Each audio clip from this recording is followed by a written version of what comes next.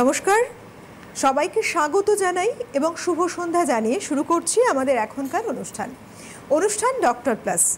Doctor plus মানেই সুস্থ সুন্দর জীবনের সাথী সবসময় রয়েছে ডক্টর প্লাস। প্রত্যেক দিন এই সময় অনুষ্ঠান মানে কিন্তু কোনো না কোনো একটা বিষয় তাকে ভিত্তি করে আমরা এগিয়ে চলি, আমাদের আলোচনা এগিয়ে চলে। দেখুন, সমস্যা তো নানা রকম, মানুষের নানা রকম আছেই, তাই আপনারাও কিন্তু অংশগ্রহণ করতে পারেন আমাদের এই অনুষ্ঠানে সরাসরি কথা বলার ফোন কলস নাম্বারে, যেটা টিভি স্ক্রিনে দেখা যাচ্ছে। এবং তার সাথে সাথে বলি, আজকে যে বিষয়টা নিয়ে আলোচনা করব এটা ভীষণ কমন এক সমস্যা হয়ে গেছে। কি না, বিশেষ করে পুরুষদের ক্ষেত্রে সমস্যা যেটা, সেটা নিয়ে আলোচনা করছি। বিভিন্ন সময় দেখা যাচ্ছে রাত বেরেত যে সময়ই হোক না কেন, কারো দেখতে পাচ্ছেন বারবার তাকে বাথরুমে যেতে হচ্ছে, ঘুম হচ্ছে না, কিংবা ধরুন বাচ্চা হোক বড় হোক, তাদের কিন্তু এক একজনের এক এক রকম সমস্যা রয়েছে। বৃদ্ধ বয়সে আমরা জানি যে বাথরুম ধরে রাখার একটা সমস্যা থাকে। হয়তো অনেক সময় জামা কাপড়ে কন্ট্রোল করতে গিয়েও পারলে না, জামা কাপড়ে হয়তো বাথরুম হয়ে গেল, পরিবারের লোকজন তাকে নানা রকম অশ্রাব্য ভাষায় নানা কথা শুনিয়ে দিলেন, কিন্তু তিনি তো ইচ্ছে করে করেননি। মূলত এর পেছনে বিভিন্ন রকম সমস্যাও জুড়ে থাকে। আর এই যে সমস্যাগুলো রয়েছে তার মধ্যে প্রচণ্ড পরিমাণে দেখছেন বাথরুম করার সময় জ্বালা করছে কিংবা ব্যথা করছে, এরকম সমস্যা কিন্তু বহু মানুষ ভুগছেন। তারা জানেন এই সমস্যাগুলো ঠিক কতখানি কষ্টকর একটা পরিস্থিতি তৈরি করে, অথচ আপনি মনে করছেন যে দেখা যাক, যদি আস্তে আস্তে ধীরে ধীরে ঠিক হয়ে যায়। কিন্তু সেটা না করে সঠিক সময় ডক্টরের কাছে পৌঁছে যাওয়াটা প্রয়োজন, ট্রিটমেন্ট নেওয়াটা প্রয়োজন।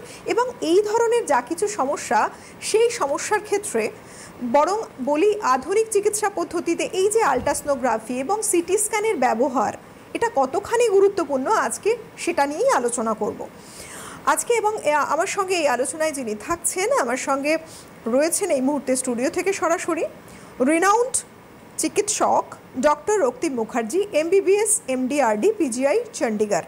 প্রথমেই স্যারকে অনেক স্বাগত জানাবো। স্যার স্বাগত এবং শুভ সন্ধ্যা আপনাকেও। আজকে যে বিষয়টা নিয়ে আমরা মুখ্যত আলোচনা করব, এক্ষেত্রে দেখা যাচ্ছে যে বহু মানুষ রয়েছেন তারা সত্যি এই ধরনের প্রবলেমে ভুগছেন। কারোর একটা বাথরুম করার সময় জ্বালা যন্ত্রণা, ব্যথাও রয়েছে, কন্ট্রোল করতে পারছেন না তারা, হয়তো জামা কাপড়েই বাথরুম করে ফেলছেন, তাতে কথা শুনতে হচ্ছে নানা রকমভাবে। এই যে সমস্যাগুলো হচ্ছে, এবং আরও তো কিছু সমস্যা আছে, এগুলো কেন হচ্ছে? মূলত এই ক্ষেত্রে আল্ট্রাসোনোগ্রাফির ভূমিকাটা ঠিক কী? প্রথমে আল্ট্রাসোনোগ্রাফি দিয়েই শুরু করি। আজকাল যেহেতু আমাদের দেশে বয়স্ক লোকেদের পপুলেশন অনেক বেড়ে গেছে এবং বয়স্করা একটা মেজর পার্ট অফ পপুলেশন, তো বয়স্কজনিত তার জন্য এই প্রস্রাবজনিত সমস্যাও কিন্তু অনেকটাই বেড়ে গেছে। আমরা পাই অনেক পেশেন্টসই, ম্যাক্সিমাম ক্ষেত্রে এটা বয়স্ক লোকেরাই এতে আক্রান্ত হন বেশি, প্রস্টেট এবং নানা রকম আরও সমস্যাজনিত।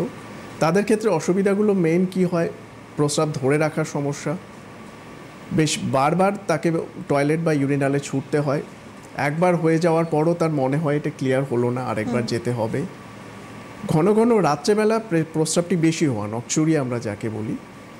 এছাড়া প্রস্রাব ধরে রাখার ক্ষমতা এতটাই কমে যাওয়া যে সামান্য হাঁচি কাশিতেও প্রস্রাব বেরিয়ে যাওয়া, এবং অনেক ক্ষেত্রে পুরোপুরি তিনি যখন প্রস্রাব ধরতে অক্ষম হয়ে যান, সেই সময় যেটা ব্লাডার বা মূত্রথলি যখনই একটু সামান্য প্রেশার একটু বিল্ড আপ করে অথবা সামান্য মূত্র জমলেই সেটি কিন্তু আর ধরে রাখতে পারেন না, ব্লাডার এতটাই অ্যাক্টিভ হয়ে যায় যে তাকে সঙ্গে সেই জায়গাতেই মূত্র ত্যাগ করতে তিনি বাধ্য হন, এবং সেটা আর তার কন্ট্রোলের মধ্যে থাকে না।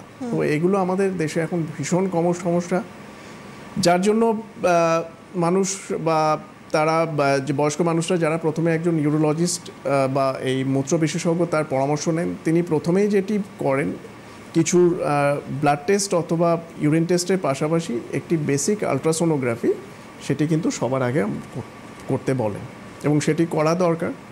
মেইনলি আলট্রাসোনোগ্রাফিতে এই ধরনের সমস্যার ক্ষেত্রে আমরা যে জায়গাগুলোতে আলোকপাত করি আমরা রেডিওলজিস্টরা, সেটি হলো প্রস্টেট, যেটি বয়স্কদের ক্ষেত্রে এই প্রস্রাবজনিত সমস্যার এক সবচেয়ে গুরুত্বপূর্ণ কারণ।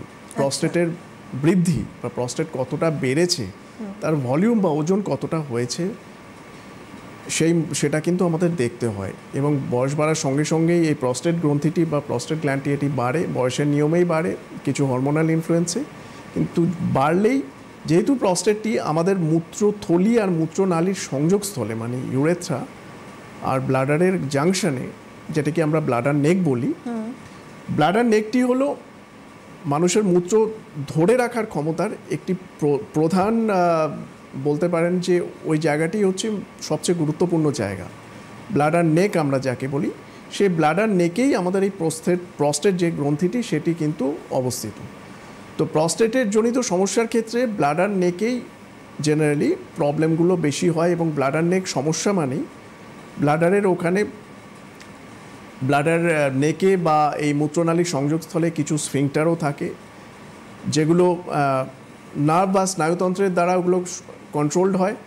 তো প্রস্টেট বাড়লেই সেখানে ব্লাডার নেকে সমস্যা হবে, এবং সেক্ষেত্রে ইউরিন প্যাসেজের যে মেকানিজমটা আছে বা মূত্র নিষ্ক্রমণ হওয়ার যে, তাতে কিন্তু ব্যাঘাত ঘটে। এবং সেক্ষেত্রে পেশেন্টের মেইন সিমটমস থাকে মূত্র ত্যাগ করতে গিয়ে তাকে বাধার সম্মুখীন হয়, সে একবারে ফ্রিলি ইউরিনটা পাস করতে পারে না, কিছু ইউরিন তার রয়ে যায়, যেটা আমরা আলট্রাসোনোগ্রাফিতে খুব ইম্পর্ট্যান্ট একটি প্যারামিটার, যাকে পোস্ট ভয়েড রেসিডুয়াল ইউরিন বলি। সেটির মাধ্যমে জানা যায় যে পেশেন্ট ঠিকমতো তার মূত্রটি ত্যাগ করতে পারলো কি না, ইউরিনটা পাস হলো কি না, নাকি একবার ইউরিন পাস করার পরও কতটা ইউরিন জমে থাকছে। যদি যত বেশি ইউরিন জমে থাকবে পেশেন্ট তত সিমটোমেটিক, তার সমস্যাগুলো আরও বাড়বে, কারণ সে একবারে ক্লিয়ার করতে পারছে না, তাকে আবার যেতে হবে। মূত্রথলিতে মূত্র একবার পাস করার পরে যদি বেশি থাকে ইনফেকশনের রিস্ক বাড়বে। তো প্রস্টেটজনিত সমস্যা এছাড়াও পেশেন্ট একবারে যখন ইউরিন ক্লিয়ার করতে পারছে না, তাকে আবার যেতে হবে। এবং এই জিনিসটি দেখা যায় যে রাত্রেবেলা সমস্যাগুলো বেশি হয়, তখন পেশেন্টকে বারবার ছুটতে হয়। অনেক ক্ষেত্রে ক্রনিক যেটা অবস্ট্রাকশন হয়, ব্লাডার যে নেক অথবা ব্লাডারের ফ্লোয়ে, ইউরিন ফ্লোয়ে যে প্রস্টেট বাড়লেই সেটি মূত্র নালী আর মূত্রথলির সংযোগস্থলে যে প্রেশারটি ক্রিয়েট করে, তার জন্য এই অবস্ট্রাকশন যে সিমটম হয়, পেশেন্টকে সেই অবস্ট্রাকশনের এগেনস্টে, মানে সেই বাধা প্রাপ্যে তারপরে ইউরিনটি পাস করতে হচ্ছে, তার জন্য ব্লাডারের যে মাসল আছে তাকে আরও বেশি কাজ করতে হচ্ছে, কন্ট্রাক্ট করতে হচ্ছে। সেক্ষেত্রে দেখা যায় অনেক দিন ধরে এই সমস্যাগুলো থাকলে ব্লাডারের দেওয়ালটা পুরু হয়ে যায়। সেরকম পেশেন্ট একবারে ইউরিনটা পুরো পাস না করতে পারলে, ইউরিন জমে থাকলে ইনফেকশনও হয় বারবার। এই ইনফেকশন বারবার হওয়াতেও ব্লাডার দেওয়ালটা পুরু হয়ে যায়। দেওয়াল পুরু হয়ে গেলেই যখন মূত্রথলিতে বেশি মূত্র জমবে, স্বাভাবিক প্রাকৃতিক নিয়মেই ব্যাক ফ্লো বা ব্যাক প্রেশার একটি এফেক্ট থাকে, যেটি কি হয়, অ্যানাটমি চিন্তা করলে মূত্রথলিতে আমাদের মূত্রটি আসে দুটো ইউরেটার বা মূত্রনালীর মাধ্যমে। তো ইউরিন যখন সামনের দিকে, মানে থ্রু ইউরেথ্রা যেতে পারছে না, তখন তার স্বাভাবিক নিয়মেই তাকে পেছনের দিকে তাকে প্রেশার দিতে হবে, মানে ব্যাকফ্লো হবে, রিফ্লাক্স হবে ইউরেটার বা মূত্রনালীর মাধ্যমে। সামনে যখন যেতে পারছে না, সে ব্লাডার যখন প্রেশার বিল্ড আপ করছে, তার সামনের রাস্তাটি বন্ধ, তখন সে পেছনের রাস্তাটি নেবে। তাতে কি হয়, ইউরেটার মানে ঠিক রিভার্স ডিরেকশন বা নন ফিজিওলজিক্যাল, এটা তো নর্মাল ডিরেকশন না, তার মধ্যে মূত্রনালীতে গিয়ে মূত্রনালী ফুলিয়ে দেবো। এবং সেই চাপ যদি এতটাই হয়ে যায়, সেক্ষেত্রে মূত্র কিন্তু এই রিভার্স ওয়েতে গিয়ে আমাদের কিডনি অবধি পৌঁছে যেতে পারে। এবং সেক্ষেত্রে তখন কিডনির নালীগুলো ফুলে যায়, ইউরিন এবং নানা কিডনির ইনফেকশনও সমস্যাও দেখা দিতে পারে। তো এই প্রস্টেটজনিত অথবা ব্লাডার আউটফ্লো অবস্ট্রাকশনে যদি অ্যাডভান্স হয়ে যায় বা যদি এর এফেক্টটি অনেকটাই সুদূর প্রসারী হতে পারে, এবং সেক্ষেত্রে কিন্তু কিডনি ড্যামেজ হওয়ারও চান্স থাকে। আচ্ছা, মানে শুধু এই যে সমস্যাগুলোর মানুষ সম্মুখীন হচ্ছেন, এর পেছনে অনেক বড় একটা ক্রনিক সিভিয়ার কেসও থাকতে পারে, বা এই একটা পদ্ধতি হয়তো দেখতে পাচ্ছেন আপনি, আপনার কষ্ট হচ্ছে, কিছু কিছু অবস্ট্রাকশন হচ্ছে, সেটাকে ওভারলুক করে যাচ্ছেন, তার থেকে একটা বড় রোগ ভবিষ্যতে হতেই পারে। আমরা যে বিষয় নিয়ে আলোচনা করছি তা তো নিশ্চয়ই রয়েছে, যারা সবে সদ্য আমাদের সঙ্গে জুড়েছেন এই অনুষ্ঠানে, আমি বলবো যে আপনাদেরও কিন্তু নানা রকম সমস্যা হতে পারে। সমস্ত সমস্যার সমাধান কি হতে পারে, আপনারা যদি মনে করছেন যে একটা জাস্ট প্রশ্ন রাখতে চান, কিংবা আপনি জানতে চাইছেন আপনার প্রশ্নের উত্তর, সবটাই সম্ভব। সরাসরি কথা বলার নম্বরে ফোন করুন, টিভি স্ক্রিনে যেটা হাইলাইট হচ্ছে। আচ্ছা স্যার, আরেকটা বিষয় ভীষণভাবে, যে এটা তো শুধুমাত্র বার্ধক্যজনিত সমস্যার পাশাপাশি বাচ্চাদের মধ্যেও কিন্তু সমস্যা রয়েছে, শুধুমাত্র বার্ধক্যজনিত সমস্যা নয়, কারণ এখন দেখা যাচ্ছে অল্প বয়সের যারা রয়েছে পুরুষ, তারাও কিন্তু নানা রকম সমস্যায় আসছেন, ইউরিন সংক্রান্ত নানা রকম ইউরিনাল প্রবলেম তাদের রয়েছে। সাধারণত কোন কেসগুলো বেশি আসছে, কী কী সমস্যা তাদের মধ্যেও দেখা দিচ্ছে? এই সমস্যা, মূত্রজনিত সমস্যা একদম নিউবর্ন মানে সদ্যজাত বাচ্চা থেকে শুরু করে বয়স্ক সবাইকে এফেক্ট করতে পারে। সদ্যজাত বাচ্চাদের ক্ষেত্রে কমন কিছু এই অবস্ট্রাকশনের কারণ থাকে, যেগুলো অনেক সময় জন্মগত কারণে একটি ভালভ থাকে, মূত্রনালী বা ইউরেথ্রার মধ্যে একটি ভালভ থাকলে, পোস্টেরিয়র ইউরেথ্রাল ভালভ আমরা যাকে বলি, সেটি অনেক সময় মাতৃগর্ভে থাকার সময় অ্যানোমালি স্ক্যানের মাধ্যমে সেটি ধরা সম্ভব যদি ঠিকমতো করা হয়। অ্যানোমালি স্ক্যানেই বাচ্চার জন্মানোর পূর্বেই আমরা কিন্তু একটি আইডিয়া করতে পারি বাচ্চার কিছু প্রবলেম আছে কিনা, যেমন মূত্রথলিটি বেশি বড় হয়ে গেছে কিনা। মূত্রথলি যখনই আমরা দেখি মাতৃগর্ভে থাকার সময় বাচ্চার বা ফিটাসের মূত্রথলিটি অনেকটাই বড়, সাইজে বড় হচ্ছে, তার মানে বাচ্চার মূত্রটাই যে রাস্তাটায় কোথাও একটি বাধাপ্রাপ্ত হচ্ছে, সেটি ভালভের কারণেই হোক বা অন্যান্য কারণেই হোক। এবং এছাড়া কিডনিজে যে আমাদের মূত্র নিষ্ক্রমণের যে মেইন পথ, পেলভিক অ্যালিশিয়াল সিস্টেম বলি, সেটিও ফুলে যায় অনেক সময় বাচ্চার। সেক্ষেত্রে ভ্রূণ অবস্থায় মাতৃগর্ভে কিন্তু আমরা দেখতে পারি যে বাচ্চার কিডনিজের মূত্র চলাচল করার রাস্তাটি ফুলে যাচ্ছে, তার মানে কোথাও একটি বাধাপ্রাপ্ত হচ্ছে। সেটি এই যেটি বললাম ভালভের কারণেও হতে পারে, অথবা রিফ্লাক্স বা ব্যাকফ্লো অফ ইউরিনারি ব্লাডার বা মূত্রথলি থেকে পেছনের দিকে উল্টো পথে ইউরিনটি এসে কিডনির মূত্রনালীগুলোকে ফুলিয়ে দিচ্ছে কিনা, এগুলো কিন্তু সেটা মাতৃগর্ভে থাকার সময় থেকেই আমরা এটা বুঝতে পারি। বাচ্চা জন্মানোর পরেও যদি মাতৃগর্ভে এইসব সমস্যাগুলো ভ্রূণের পাওয়া যায়, সেক্ষেত্রে ডাক্তাররা বলেন জন্মানোর পরে একটি আলট্রাসোনোগ্রাফি করতে। কিডনি যদি এরকম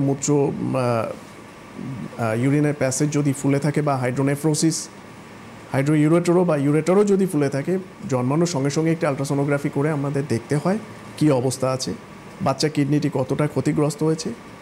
মূত্রথলিতে আমরা এই আলোচনায় আবার ফিরছি স্যার। একজন দর্শক বন্ধু রয়েছেন। হ্যালো, নমস্কার, কে আছেন? হ্যাঁ ম্যাম, আমি হাওড়া থেকে বলছি, দীপক পাঠক। বলুন।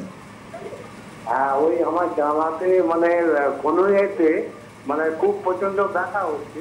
এবারে আমি আপনার কিছুদিন আগে, 10 দিন আগে এক্সরে করালাম, এক্সরে রিপোর্টে কিছু পাওয়া যায়, কিন্তু ব্যথা আছে। ডান হাতের কোথায়? একদম কোনইটা জানাতে, কোনইটা। হ্যাঁ, কোনইটা। আচ্ছা, আপনি আমার আগের অনুষ্ঠান দেখেছেন, ওখানে কিন্তু জয়েন্ট একটি অনুষ্ঠানও ছিল, যেখানে এই জয়েন্ট বা অস্থিসন্ধি নিয়েও আমি কথা বলেছিলাম। তো এক্সরেতে যদি কিছু না পাওয়া গিয়ে থাকে, আপনি অস্থিরোগ বিশেষজ্ঞের পরামর্শ নিন, এরপরে কি করানো যেতে পারে।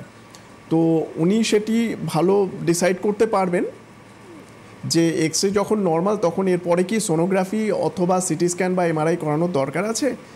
জেনে এর আগের আলোচনায় আমি যেটা বলেছিলাম, এক্সরের মাধ্যমে শুধু অস্থি বা বোনস জনিত সমস্যাগুলোই ধরা পড়ে, আশেপাশে যে সফট টিস্যু স্ট্রাকচারস, লিগামেন্ট হলো, মাসল, টেন্ডন, এগুলো কিন্তু অনেক সময় ধরা পড়ে না। তো সেই জনিত কোনো সমস্যা অথবা অস্থিসন্ধির ভেতরে সাইনোভিয়াল লেয়ার অথবা আর্থ্রাইটিস জনিত, আরও খুব আর্লি আর্থ্রাইটিস জনিত কিছু সমস্যা আছে কি না, তার জন্য আপনার সমস্যা শুনে মনে হলো সেরকমও কিছু থাকতে পারে, আপনি একটি অস্থিরোগ বিশেষজ্ঞের পরামর্শ নিয়ে যেটি করাতে পারেন, একটি আলট্রাসোনোগ্রাফি করে দেখতে পারেন। আর একটা ফোন কলস রয়েছে। হ্যালো, হ্যালো, কে বলছেন, কোথা থেকে? আমি বাঁকুড়া থেকে শুভেন্দু গাঙ্গুলি বলুন। বলছি, আমার পেচ্ছাপ করলে প্রস্রাবের সাথে ফেনা হচ্ছে, এটা কি কোনো ব্যাপার আছে, কিছু ক্ষতি হবে? আপনি কি প্রস্রাবের কোনো পরীক্ষা করিয়েছেন? প্রস্রাবের পরীক্ষা? না, এমনি করেনি। আমার সুগার ছিল তখন করেছিলাম, সুগার এখন নর্মাল আছে। আচ্ছা, আপনি অলরেডি ডায়াবেটিক পেশেন্ট, তো আপনি শুনতে থাকুন, আমি বলছি। ডায়াবেটিক পেশেন্টদেরও আমাদের একটি বড় পপুলেশন ডায়াবেটিক এখন, তারা কিন্তু মূত্রজনিত সমস্যায় ভীষণভাবে ভোগেন। যদি আমি নন সার্জিক্যাল কজের, আমি প্রস্টেটজনিত যেগুলো বললাম এগুলো সার্জিক্যাল কজ, মেডিকেল কজের মধ্যে কিন্তু সবচেয়ে গুরুত্বপূর্ণ কারণ হলো ব্লাড সুগার। তো আপনি যেটি বললেন যে ইউরিনে ফেনা হচ্ছে বা ফ্রদিনেস, এই জিনিসটি অনেক সময় আমরা একটু মিস ইন্টারপ্রিটও করে থাকি। যে সবসময় যেটি অ্যাবনর্মাল তা না, অনেক সময় ভুল ধারণা থেকেও হতে পারে। আচ্ছা, এটা হওয়া মানেই যে ডায়াবেটিস? হ্যাঁ, এটা কিছু না। তবে আপনি যেহেতু বললেন ডায়াবেটিস আছে, সেক্ষেত্রে আপনি মূত্রের পরীক্ষাটি সবার আগে করান। আর বেসলাইন একটি আলট্রাসোনোগ্রাফি কেউবি রিজিয়ন, কিডনি, ইউরেটার আর ব্লাডার, এই কেউবি রিজিয়নের একটি বেসলাইন আলট্রাসোনোগ্রাফি করান। আলট্রাসোনোগ্রাফিতে আপনার ডায়াবেটিস থেকে বা ডায়াবেটিস জনিত মূত্রাশয় বা কিডনি অথবা কোনো কিডনি বা মূত্রাশয়ে কোনো সমস্যা আসছে কিনা সেটি তো বোঝা যাবেই। একটি ডায়াবেটিস পেশেন্টরা অনেক সময় ডায়াবেটিস পেশেন্টদের স্নায়ুতন্ত্র এফেক্টেড হয়ে গিয়ে আমাদের যেহেতু মূত্রাশয়ের মূত্রত্যাগ পদ্ধতি স্নায়ুর মাধ্যমে কন্ট্রোলড হয়, তো স্নায়ুগুলো অকেজো হয়ে গেলে অনেক সময় নিউরোজেনিক ব্লাডার আমরা যেটা বলি, নার্ভের সেই মূত্রাশয়ের সেই সমস্যাটি হতে পারে। অনেক সময় সেক্ষেত্রে দেওয়াল পুরু হয়ে যায়, মূত্রাশয়ের ভেতরের যে আচ্ছাদন বা পর্দাটি থাকে সেটি একটু ইরেগুলার হয়ে যায়। সেগুলোকে আমরা ক্রনিক সিস্টাইটিস অথবা নিউরোজেনিক ব্লাডার এইভাবে এগুলোকে আমরা ক্যাটেগরাইজ করি। ইম্পর্টেন্ট হলো আলট্রাসোনোগ্রাফির মাধ্যমে আপনি আরও দেখতে পাবেন যে কিডনিজ, ডায়াবেটিস জনিত কারণে কিডনিজের কোনো রকম চেঞ্জেস শুরু হয়েছে কি না। এছাড়া প্রস্টেট কি বেড়েছে, প্রস্টেটের ভলিউম কি, এটা হতেই পারে যে আপনার ডায়াবেটিস তো ছিলই, সঙ্গে প্রস্টেটজনিত কারণে আরও অ্যাডিশনাল কিছু প্রবলেম শুরু হয়েছে। তারপরে সর্বোপরি আপনি মূত্র ত্যাগ করার পরে আমরা আলট্রাসোনোগ্রাফিতে আবার দেখি যে পোস্ট ভয়েড রেসিডুয়াল ইউরিন কতটা থাকছে, মূত্র একবার ইউরিন পাস করার পরে কতটা থাকছে। সেক্ষেত্রে যদি অ্যামাউন্টটি বেশি থাকে, তার মানে আপনার ইনফেকশন, আপনি একবারে ইউরিন ক্লিয়ার করতে পারছেন না, ইউরিন জমে থাকছে, সেগুলো কিন্তু সিমটমসগুলো দিতে পারে। তো আপনার এই মুহূর্তে যেটা দরকার আমি মনে করি একটি রুটিন ইউরিন টেস্ট করান, সঙ্গে একটি কেউবি রিজিয়নের আলট্রাসোনোগ্রাফি। হ্যালো, কে রয়েছেন? নমস্কার। রুটিন ইউরিন টেস্ট আর আলট্রাসোনোগ্রাফি বললেন? হ্যাঁ, আলট্রাসোনোগ্রাফি। আচ্ছা, বেশ, আপনি সঙ্গে থাকুন, একটা ফোন কলস রয়েছে। হ্যালো, কে বলছেন? নমস্কার।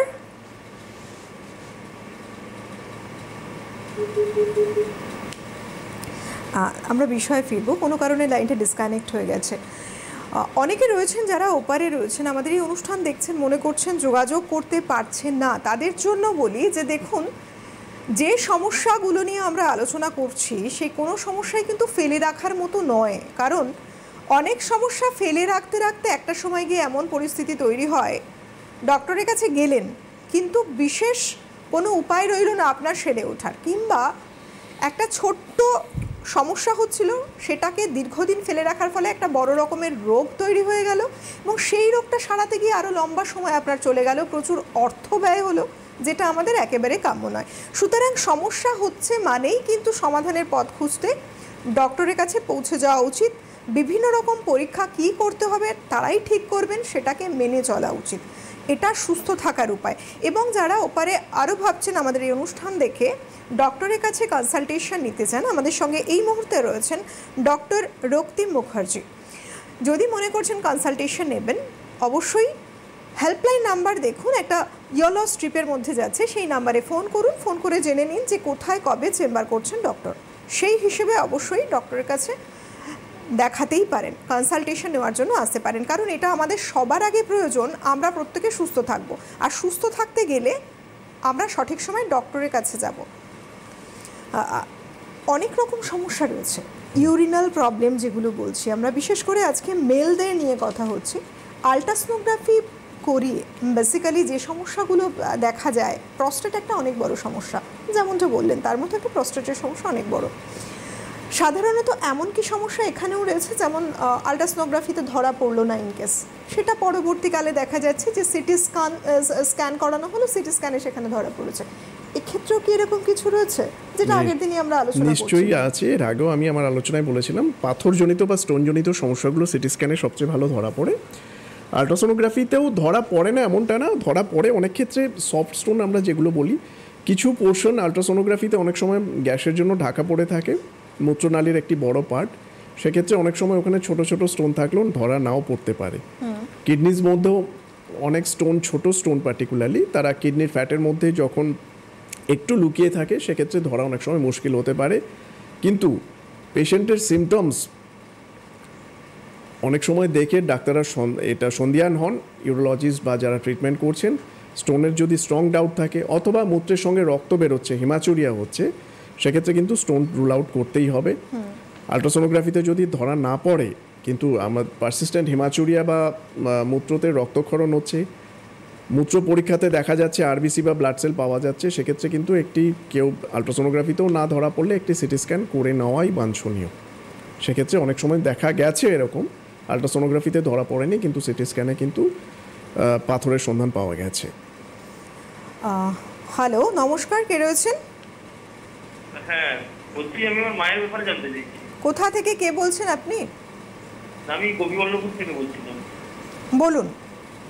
হ্যাঁ বলছি, আমার মায়ের প্রবলেম হচ্ছে বলতে, এই ধরুন তলপেটের সাইডগুলো একটু মাঝে মাঝে ব্যথা ব্যথা করে। হ্যাঁ, তো পাঁজরের নিচটা এই জায়গাটা প্রচুর ব্যথা করে। তো তার জন্য আমি তো হচ্ছে যে কেইউপি যে আল্ট্রাসাউন্ডটা হয় ওটা করিয়েছিলাম, হ্যাঁ এক্সরেও করিয়েছিলাম, সেখানে তো কিছু নেই, নর্মাল আছে, তাও ব্যথাটা আছে। আবার আলট্রাসোনোগ্রাফিতে কিছু পাওয়া যায়নি? আলট্রাসোনোগ্রাফিতে না না না কিছু পাওয়া যায়নি। আচ্ছা, কবে করিয়েছিলেন আলট্রাসোনোগ্রাফিটি? এটা হয়ে গেল ধরুন মাস তিনেক হবে, মাস তিনেক আগে করি। আচ্ছা, কিন্তু ওনার সমস্যা রয়েই যাচ্ছে। সমস্যা মানে মাঝে মাঝে আসছে, 8-10 দিন থাকে আবার চলে যায়। আচ্ছা, যে পেন কিলার টাইপের কিছু মেডিসিন ব্যথাটি পেটের কোন জায়গায় হয়? তলপেটে? তলপেটে মাঝে মাঝে হয়, পাঁজরের নিচটা একটু হয়। আচ্ছা, আর এমনি বাথরুম বা প্রস্রাব বা পটিজনিত কোনো সমস্যা, প্রস্রাব পায়খানায় কোনো সমস্যা নেই? এরকম সমস্যা আছে, আমার পাইলসের প্রবলেম ছিল, দিয়ে সেটা অপারেশন হয়েছে। আচ্ছা, হ্যাঁ ঠিক আছে। আপনার মা কোনো রেগুলার ওষুধ খান? Sugar, blood blood sugar, blood pressure? গ্যাসের মেডিসিন খান, ওই যে প্যান্টিনেল বলে একটা আছে। আচ্ছা আচ্ছা, ঠিক আছে ঠিক আছে, আপনি শুনতে থাকুন। দেখুন, আলট্রাসোনোগ্রাফি যেহেতু আপনি করিয়েছেন, আমি আবারও বলেছি আলট্রাসোনোগ্রাফি একটি সাবজেক্টিভ এক্সামিনেশন, মানে আপনি হয়তো যেখান থেকে করিয়েছেন আলট্রাসোনোগ্রাফি ভালো জায়গা থেকেই করাবেন। তাও আমি আপনাকে সাজেস্ট করব, পারলে আরেকটু ভালো জায়গা বা কোথাও আপনার দ্বিধা দূর করার জন্য আরেকবার একটু করে নিন, দেখুন নতুন কোনো ফাইন্ডিংস কিছু আসলো কি না। বাকি আলট্রাসোনোগ্রাফি সাধারণত দুটো জায়গায় করিয়ে নিয়ে আপনি একটু দেখতে পারেন অন্য জায়গায় করিয়ে। এছাড়া সেখানেও যদি নর্মাল আসে, আপনার এক চিকিৎসক যিনি চিকিৎসা করছেন তার পরামর্শ নিন। সব কিছু তো আলট্রাসোনোগ্রাফিতে ধরা যাবে এমনটা না, সেক্ষেত্রে কী কারণ থাকতে পারে যেটা আলট্রাসোনোগ্রাফিতে ধরা পড়লো না, তাহলে আপনার চিকিৎসক সেই মতো বুঝে আপনাকে সিটি স্ক্যান হোক কি অন্য কিছু পরীক্ষা হোক, মেডিকেল অনেক প্রবলেমে পেটে ব্যথা হয় যেগুলো আলট্রাসোনোগ্রাফি এবং সিটি স্ক্যানও ধরা যায় না, সেই জিনিসগুলো তাহলে তিনি বুঝতে পারবেন এবং সেই মতো আপনাকে কিছু পরীক্ষা অ্যাডভাইস করবেন। তবে এই মুহূর্তে আপনি যেহেতু বললেন আলট্রাসোনোগ্রাফি নর্মাল এসছে, আপনি যদি আমার মত জানতে চান তাহলে বলবো আলট্রাসোনোগ্রাফিটি আরেকবার অন্য কোনো জায়গা থেকে একটি করে নিন, করে আপনি দেখুন তাতে কোনো অসুবিধা ধরা পড়ছে কিনা, তারপর সেই মতো চিকিৎসকের পরামর্শ নিন। আমরা এক্ষুনি অলরেডি আলোচনা করছিলাম যে যদি কোনো প্রবলেম দেখা গেল আলট্রাসোনোগ্রাফিতে ধরা পড়ছে না, কি করা উচিত। পরবর্তী সময়ে বহু মানুষ দেখা যাচ্ছে অনেক পরীক্ষা করিয়েছেন আলট্রাসোনোগ্রাফি, তাদের মধ্যে একটি করা হয়েছে কিন্তু ধরা পড়লো না, কি করবেন? এই প্রশ্নগুলো কিন্তু মনে ঘোরাফেরা করে। আর তাদের জন্যই বলবো যে এই জন্য প্রোগ্রামগুলো দেখা উচিত, কারণ এটা একটা গাইডলাইন যে নেক্সট আপনি কি করবেন। সমস্যার সমাধান আছে কিন্তু আপনি বুঝতে পারছেন না কি করবেন। রয়েছেন হ্যাঁ, একজন বন্ধু রয়েছেন। নমস্কার, কে বলছেন? হ্যালো হ্যালো, কে বলছেন, কোথা থেকে? আমি শামপুর থেকে বলছি। কি নাম? মিঠু ঘোষ। বলুন। বলছি, আমি দিদি আমার যখন বাথরুম করতে যাই আমার অসম্ভব জ্বালা করে, এর জন্য আমাকে মানে ডাক্তার দেখিয়েছিলাম, তার জন্য আমাকে পেটের ছবি করতে বলা হয়েছিল, রক্ত রিপোর্ট করা হয়েছিল, পেটের এমনি এক্সরেও করা হয়েছিল, কিন্তু আমার কিছুই হচ্ছে না, সেই জ্বালা করেই যাচ্ছে। এমন হয় যেন লং খাওয়াটার মতো চলছে। আপনি প্রস্রাবের পরীক্ষা করিয়েছেন? হ্যাঁ হ্যাঁ। তাতে কি কোনো ইনফেকশন পাওয়া গেছিল? বলেছিল ইনফেকশন পাওয়া গেছিল বলে, এবার ডাক্তারি যেমন মানে ওষুধপালা সব কিছু খেয়েছি, কিন্তু খাওয়ার পরও ঠিক একই অবস্থা। মানে খাওয়ার পরেও ডাক্তার বলেছিলেন যে আপনার ইনফেকশন আছে, ওষুধও দিয়েছিলেন, কিন্তু তাতে না, সেই ইনফেকশন বলতে সামান্য কিছু, তেমন কিছু নয়, আচ্ছা। ওষুধ খান ঠিক হয়ে যাবে বলতে সেই ওষুধ খেয়েছিলাম, কিন্তু খেতেও কিছু আমার হয়নি। আচ্ছা, খেয়েও কিছু আছে। তাহলে আমার তরফ থেকে আমি আপনাকে সাজেস্ট করব, একটি আল্ট্রাসোনোগ্রাফি হয়েছে? হ্যাঁ হ্যাঁ করেছি, এই 15 দিন আগেই করেছি। হ্যাঁ, তাতে কিছু বলছে এমনি কিছু দেখতে পাওয়া যায় না, একটু চর্বি দেখতে পাওয়া যাচ্ছে, এছাড়া আপনার সবই ঠিকই আছে। আচ্ছা, ওই চর্বি থেকে হওয়ার কথা নয়, এই জিনিসটা হচ্ছে ওইটা থেকে হওয়ার কথা নয়। আচ্ছা, ডাক্তারবাবু আমাকে দেখেছেন, সেটা তাই বলল। আচ্ছা, ঠিক আছে, আপনি শুনতে থাকুন। আপনার কথা মতো আল্ট্রাসোনোগ্রাফিতে এই মূত্রের সমস্যার কোনো সম্ভাব্য কারণ পাওয়া যায়নি। সেক্ষেত্রে আমারও সাজেশন একই থাকবে, আপনি যদি পারেন তো আল্ট্রাসোনোগ্রাফিটি আরেকটি কোনো জায়গা থেকে করান, করে তারও রিপোর্টটি দেখুন। তাতেও যদি দেখা যাচ্ছে যে সেরকম কোনো সম্ভাব্য কারণ আসছে না, আপনি মূত্ররোগ বিশেষজ্ঞের পরামর্শ নিন, ইউরোলজিস্ট যাকে বলি, অথবা যদি আপনার স্ত্রীরোগজনিত সমস্যা কিছু থাকে গাইনোকোলজিস্টের পরামর্শও নিতে পারেন। নিয়ে উনি আপনাকে গাইড করে দেবেন, বলবেন যে এরপরে কি পরীক্ষা করানো যেতে পারে। যদি ইনফেকশন থেকে থাকে, সেই ইনফেকশনটি আপনার বলছেন ওষুধ খেয়েছেন, দেখুন তারপরে ইউরিন টেস্টে রিপিট করিয়ে যে ইনফেকশনটি কন্ট্রোল হয়েছে কিনা। যদি বারবার ইনফেকশন হতে থাকে জ্বালা, সেক্ষেত্রে মূত্রনালীতে আর কোনো সমস্যা আছে কিনা, যেগুলো আল্ট্রাসোনোগ্রাফিতে অনেক সময় ধরা পড়ে না, সেক্ষেত্রে একজন মূত্ররোগ বিশেষজ্ঞ বা ইউরোলজিস্টই কিন্তু ডিসাইড করবেন পরে আমি কি সিটি স্ক্যান করাবো, অথবা অন্য কোনো অর্গানজনিত সমস্যা হতে পারে যার জন্য জ্বালা হচ্ছে। সেক্ষেত্রে ইউরোলজিস্টরা আল্ট্রাসোনোগ্রাফি বা সিটি স্ক্যানে অনেক সময় অনেক জিনিস ধরা না পড়লে ওনারা একটি টেস্ট করেন যাকে আমরা সিস্টোস্কোপি বলি। কিছুই না, ওটি মূত্রনালীর মাধ্যমে একটি ক্যামেরা প্রবেশ করিয়ে ভেতরে মূত্রথলির ভেতরে দেখা। স্কোপ মানে যেমন এন্ডোস্কোপিতে আমরা খাদ্যনালীর ভেতরে দেখি, সিস্টোস্কোপিতে সেরকম মূত্রাশয়ের ভেতরে দেখা হয় ক্যামেরা ঢুকিয়ে। সেই পরীক্ষাও কিন্তু মূত্ররোগ বিশেষজ্ঞরা করেন অনেক ক্ষেত্রে, তো সেগুলো দরকার হতে পারে। টেলিকলার্স রয়েছেন। নমস্কার, কে আছেন? হ্যালো হ্যালো, কে বলছেন, কোথা থেকে? আগরতলা থেকে বলছি। আমি আমার মেয়ের সম্বন্ধে জানবো। বলুন, কি সমস্যা? আমার মেয়ের তো আপনার মে মাসের 17 তারিখে আমি হায়দ্রাবাদ গিয়েছি। ওখানে মেয়ের প্রবলেম হয়েছিল, ইউট্রাসে ইনফেকশন হয়েছিল, লাং পেচ্ছাপ হয়েছিল, এবং খুব চুলকানি ছিল।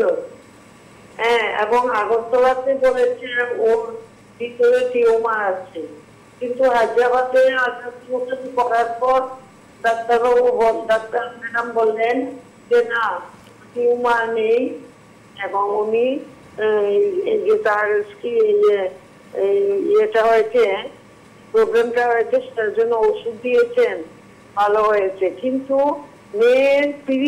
মেয়ের থাকাকালীন, মেয়ের একটা বাচ্চা আছে 9 বছরের, 16তে বিয়ে হয়েছে। মেয়ে থাকাকালীন অবস্থায় সে পিরিয়ডের সময় ওর ভীষণ পেইন হয়, এখনো সেটাই হচ্ছে। তার কিসের জন্য এরকমটা হচ্ছে? বাচ্চা হওয়ার পর বন্ধ হয়নি।